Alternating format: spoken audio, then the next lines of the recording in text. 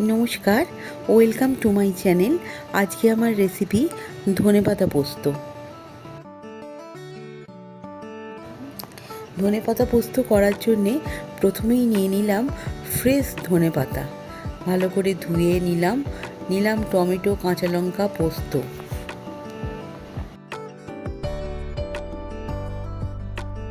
এবার মিক্সির সাহায্যে পোস্তটাকে ভালো করে পেস্ট করে নিলাম।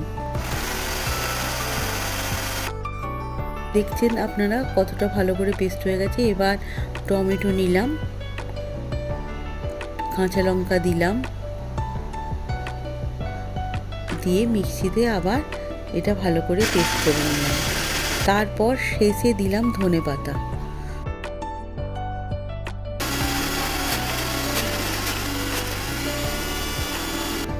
দেখতেই পাচ্ছেন আপনারা পেস্টটা কত স্মুথ হয়ে গেছে।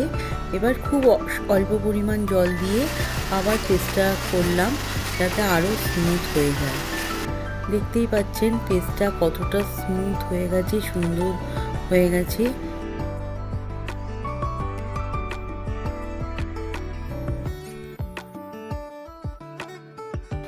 এবার একটা কড়াইয়ে 2 টেবিল স্পুন সর্ষের তেল দিয়ে দিলাম। তারপর 1 টিস্পুন কালো জিরে দিয়ে খুন্তির সাহায্যে সেটাকে নেড়ে দিলাম। এবার পেস্টটা দিয়ে দিলাম।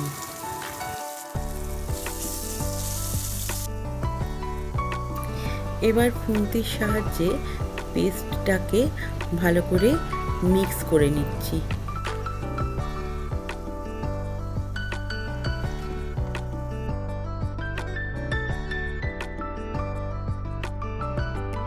এবার 1 টিস্পুন নুন, অল্প পরিমাণে হলুদ, অল্প চিনি, আবার খুন্তির সাহায্যে ভালো করে মিক্স করে নেব। ভিডিওটা ভালো লাগলে ভিডিওটা লাইক, শেয়ার করে চ্যানেলটা ফলো, সাবস্ক্রাইব করে পাশে থাকবেন।